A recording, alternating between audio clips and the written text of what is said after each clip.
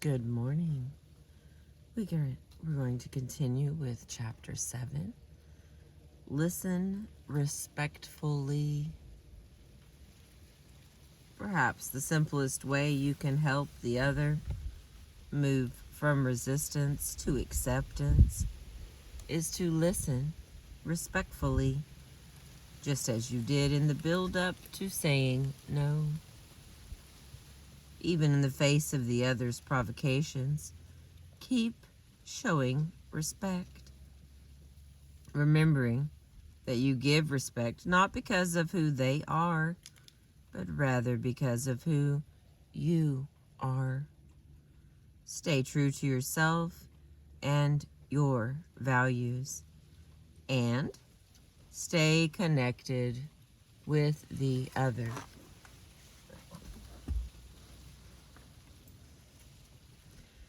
As you listen, watch out for your feelings of guilt.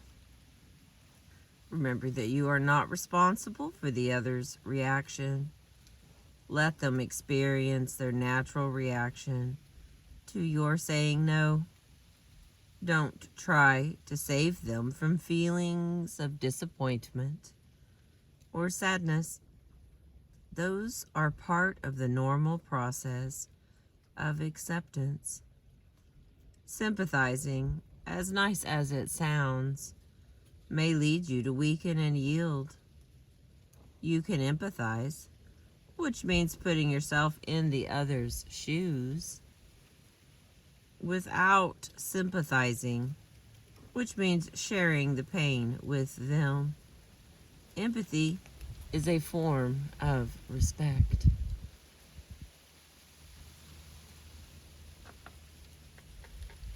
Just a little bit more light there. See everything. Paraphrase. People rarely feel understood and respected in a conflict situation. When they do, they are often genuinely surprised and start to relax. So keep listening to them and let them know you are listening. One useful tool for doing that is to paraphrase, to repeat back in your own words what you hear the other saying. This useful technique can be traced back at least as far as the Middle Ages to the University of Paris, where the rule in theological debates was that you had to repeat back what the other had said until they were satisfied you had understood their meaning, and only then could you make your own point. Slowing down the discussion can actually speed up the process of understanding. If you paraphrase in a mechanical or insincere way, it will have the opposite of the desired effect and will grate on the other's nerves. But if done in a sincere spirit, it can serve 3 useful purposes. It lets that person know you are seeking to understand, a gesture of respect. It makes sure you really do understand what is being said, and it allows you to go to the balcony for a few seconds and to think before you reply. Some common phrases to begin the process of paraphrasing are, "Let me make sure I understand what you are saying." "If I hear you right, you are saying that ... Help me understand. If I hear you correctly ... In the next area, acknowledge their point without conceding yours. A step beyond paraphrasing is to acknowledge the validity of the other's point without conceding yours. whereas conceding means giving up on your point of view. Acknowledging allows you to continue to assert your point of view while honoring the others. I understand your point. It is a valid point. I happen to see the situation differently. You acknowledge their point, but don't agree with it. Consider the following conversation between a mother and her young daughter. Daughter, I really want a babysitter. I'm so sorry. I'm going to try that again. Daughter, I really want a baby sister. Mother, I can feel how much you want a baby sister, and I wish we could have one, honey, but we can't. The daughter, please, Mommy, I really, really, really, really, really want one. Please. Mother, you're really feeling disappointed, aren't you, dear? Daughter, uh-huh. And then she begins to cry. The mother says, I'm sorry you're feeling so sad. I wish Daddy and I could fix it, but we can't. The daughter continues to cry. Mother says, it's hard, isn't it? The daughter, nodding, it's not fair. I'm the smallest one in the family, and I don't want to be. Mother, you don't like being the smallest, do you? Daughter, sniffing, no. The mother here does not attempt to reason with her daughter or give her advice. She simply listens and acknowledges her feelings, trying to mirror back what she is hearing underneath the words. She allows her daughter to feel disappointment and sadness. She honors the feelings but does not give in. That is respect. Later on in the process, I am happy to report a solution did emerge. A tiny dog came into the family, much smaller than the little girl, and the daughter was happy. Replace but with yes and.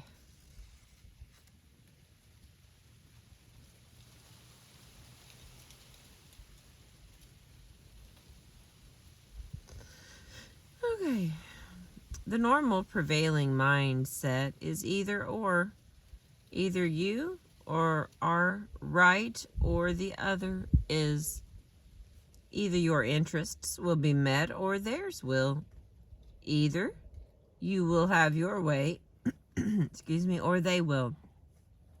There is only room for one point of view. Therefore, the other must be eliminated. This hidden assumption of either or creates unnecessarily polarizing conflict that only diverts attention from your objective, persuading the other to respect your needs. You can choose to adopt a both and mindset instead. The other has a point, and so do you. The essence of your positive no, after all, is not rejection of the other, but rather affirmation of your basic needs and values. Concretely, this shift may take the form of replacing the word but with yes and. If your customer demands a price cut, saying, your prices are way too high, it is tempting.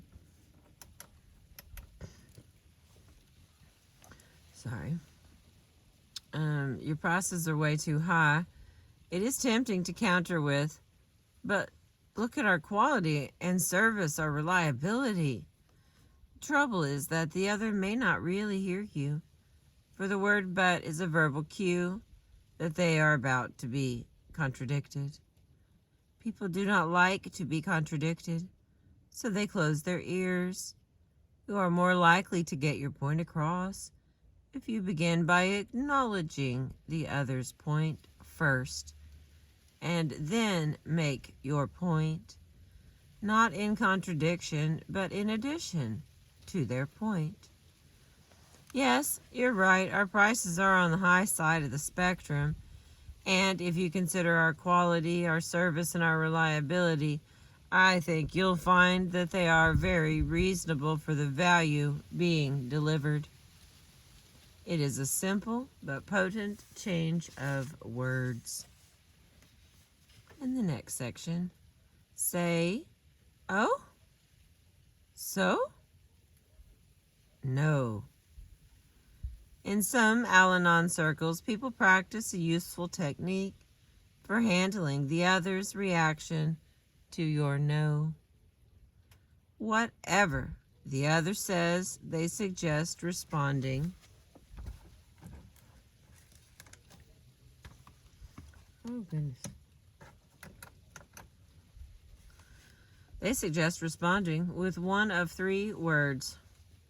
Oh, with a question mark.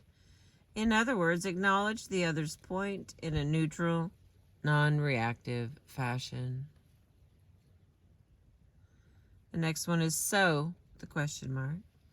Let the other run through all their tactics and tricks and then respond unmoved. And the last is no. Repeat your no. Imagine an acquaintance is asking you for money, and you have already said no. The dialogue might go as follows. Acquaintance, I've run out of money. You? Oh? Acquaintance, I'm really broke. You? So? Acquaintance, I really need money. You? Oh. Acquaintance, you've been a good friend. You? So? Acquaintance, can you lend me some? You? No. Doesn't always need to be that curt, of course, but the practice is simple and memorable, as another way of acknowledging the other's point without conceding it. This can be a useful exercise for those of us who are accommodators.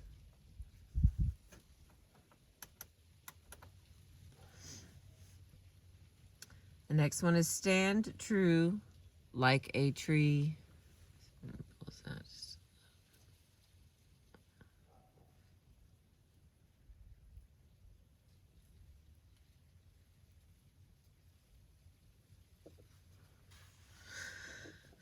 Stand true like a tree. Just as trees know how to stand tall during storms, bending with the wind without breaking, we need to show firmness and flexibility when it comes to saying no to someone who doesn't want to accept our no. There is no harder challenge in the process of saying no than dealing with the other's reaction. It is so easy to yield or to attack, to meet reaction with reaction, but it is not necessary.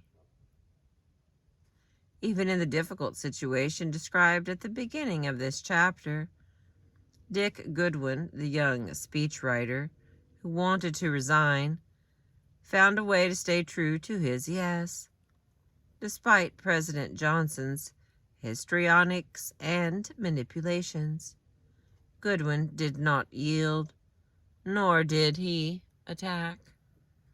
He stayed true to his intention,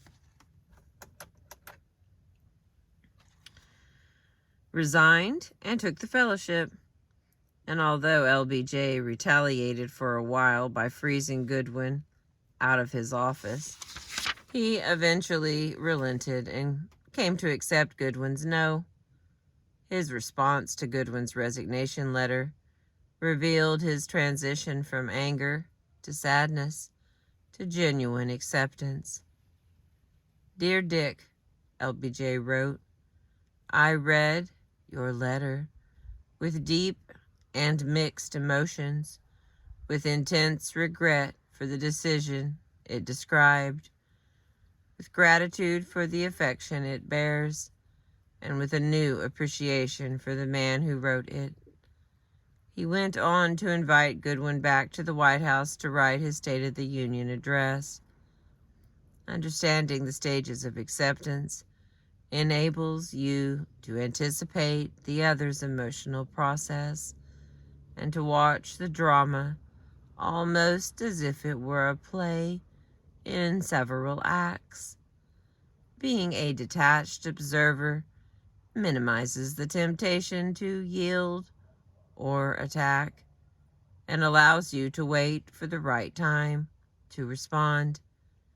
If you do not react, you allow the other's anxieties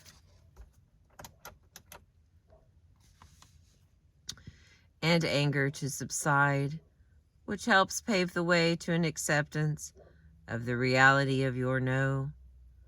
By respecting the other's process, as Goodwin did with LBJ, you also improve the chances of having an amicable relationship in the future. If, however, the other still refuses to accept your no, you will need to underscore your no using your full power. That is the subject of the next chapter. That is the end of chapter 7.